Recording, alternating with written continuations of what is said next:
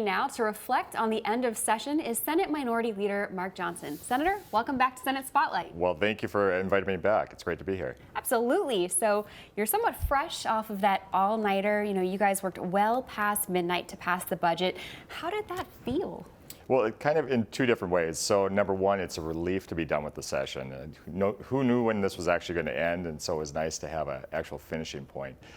The part that doesn't make me feel so good is just what substantively was passed. I mean, it was things that Senate Republicans, for the most part, did not agree with. There were a number of items within the bill that we can talk about later that, we would have significantly different priorities. And so that part of it was kind of a downer for a lot of us in the Senate Republican caucus.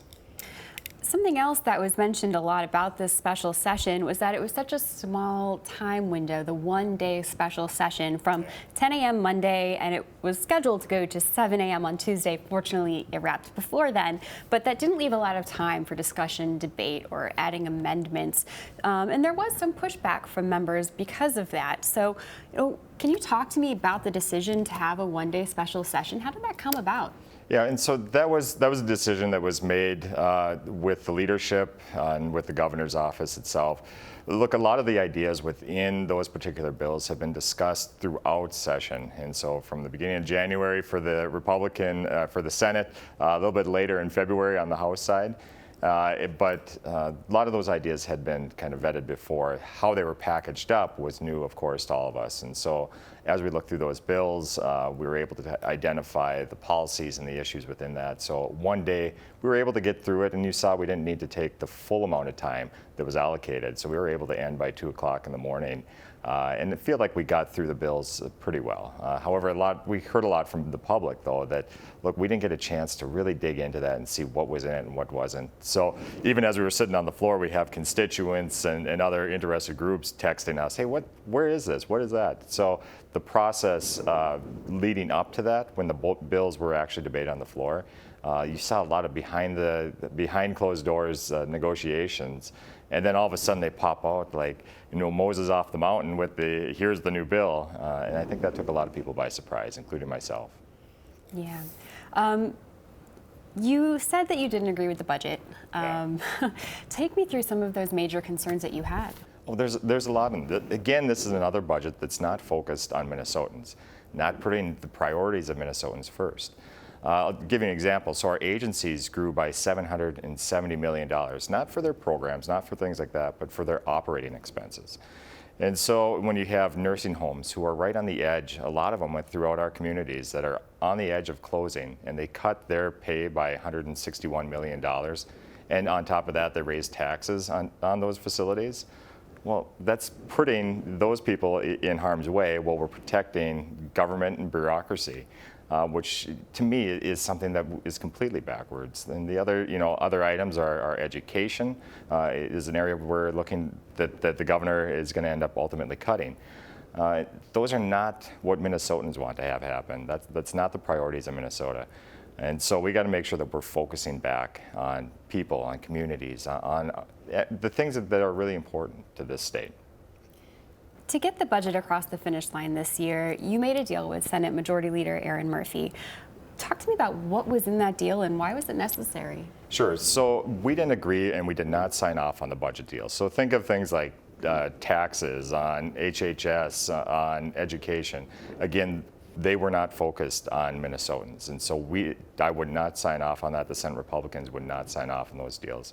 What we did sign off on was a bonding bill that really focused on roads, bridges, drinking water, those infrastructure things that Minnesotans need across the state. So that was a big deal. The other thing that we did was help small businesses with some earned safe and sick time relief on that. There's issues within that program that we really needed to address, and I think we got some refinements within earned safe and sick time.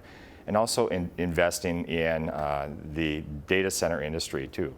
That's something that's going to be a big impact and a big driver in our economics in this state going forward.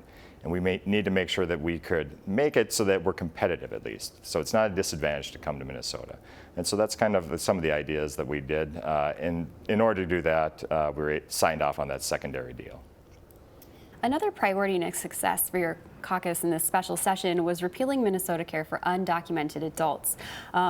Critics during the debate said that it doesn't save the state money and that it can lead to worse health outcomes for some. So how do you respond to some of those criticisms? First of all, I mean, it clearly saves the state money. And again, when you're looking through the spreadsheets themselves, there's hundreds of millions of dollars that go out for undocumented alien health care. So we were able to curtail that in a way that we were able to balance it. But we still have some work to do within that program. But that idea that it doesn't save money, Minnesota doesn't have an infinite pot of money that we can reach into and pay for programming. So do we want to put Minnesota students first? Do we want to put Minnesota nursing facilities first? Do we want to take care of our communities and our infrastructure across the state? Or do we want to incentivize illegal aliens coming into the state and offering them free health care, free education, those things? We have to make decisions and priorities, and that's what this is about. Okay. Speaking of compromise and making deals, it was said that negotiating with the House was particularly difficult this session. For example, there was the idea here in the Senate of the creation of the Office of the Inspector General, which was popular with both caucuses, but it was dismissed by the House. So how would you characterize how those negotiations went across the body? And do you think the Senate had to mediate or compromise more than usual?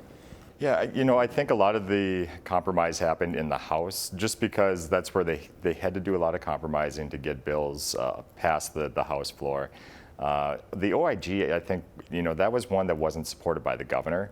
And then also it ran into some issues over on the House side, which, for most, again, going back to Minnesotans and their priorities, when you see the fraud and the wasted taxpayer dollars, this is something that was pretty common sense. Why don't we have more accountability within government? And we see that being rejected one more time. It was pretty difficult to watch that bill in particular go down when we know that the need for it is so great in this state. Speaking of accountability, amongst your members, a concern was voiced during the special session about the working groups and how they were managed. Yeah. Talk to me about how that happened. So for us, it's interesting that we have the first 2/3 of the legislative session, because you see these bills and people are talking about bipartisanship and kumbaya and we're going to have this open process. When we get right down to that last third of the year, all of a sudden doors begin to close and things start happening behind the curtain.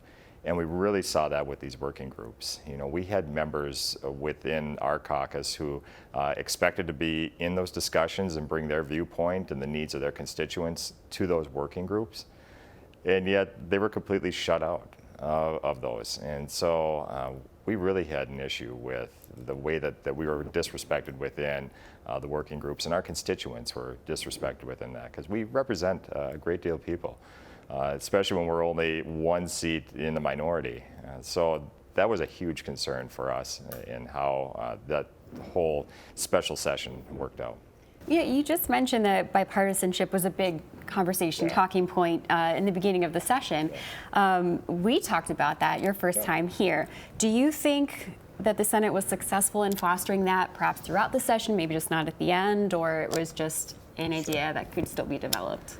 So I was really excited about that. I know we talked about it early on too. We had that power sharing agreement, and we had to have, chairs were working together, discussing what committee was going to look like, what bills they were going to be hearing. Their staff were working very closely together within that. And I think we saw some fruits of that through the year, even when Democrats took back full control of the Senate, and those committees were no longer co-chaired. There was still a working relationship in most of the committees throughout the session that I think brought some fruit later on. Some trust was built across the aisle there too in that way. I hope that we can continue that trend. The Senate has always been one of those places where Republicans and Democrats will go to each other's office and sit down and talk about things that they're seeing. And so I'm hoping that we get back there. We haven't seen that much, especially over the last 2 years prior to this session. Hopefully we get back there more and build those relationships. Going back to the beginning of the session again, we knew it was going to be a budget session, so we knew some things were coming. We started off with a couple uncertainties. There was that power sharing agreement, which was new, and then kind of the things like we continue to get surprises throughout the session. So would you say that it played out mostly the way you expected it to, or were there other things that surprised you? I mean, every week there was a new surprise, it seemed like, whether we were in majority or, I mean, power sharing, or the House was, what was going on over the House, depending on the special election that was happening that week. So it was always back and forth, back and forth. So it was really a roller coaster of a session, things happening that never expected. But at the end of the day, the institution of state government continues to roll. And here we are before the end of the month, and we have a budget done. Now, we don't agree with the budget per se, but the reality is we did finish it. And so it kind of speaks to, it doesn't matter what's going on, the consternation within it, it still continues to roll, and we get to the end, and here we are done. It must be nice to be able to get off the roller coaster for a little bit. Yeah, it's a huge relief. But I think members really need to take some time, because even in Congress, they'll take a couple-week break here and there and do that. But for us, we get in January, and for the most part, we're here every week, except for around Easter. Maybe we'll have a week off, and just be hammering through these issues. So to get to the end, I think is a big relief. Have members go back to the communities. It gets to be such an echo chamber here of issues and things that when you get back, you're like, oh, well, people don't know about this inside thing here. They care about this. And so it's very, very important to get there and just hear from constituents. If you could leave constituents with one thought, one idea about this session, what would that be? I think this session really shows the importance of staying in tune of what's actually going on, not listening to the talking points or things, but actually digging within the story, reaching out to your legislator, Republican, Democrat, whoever it may be, and just talking them through what's happening here.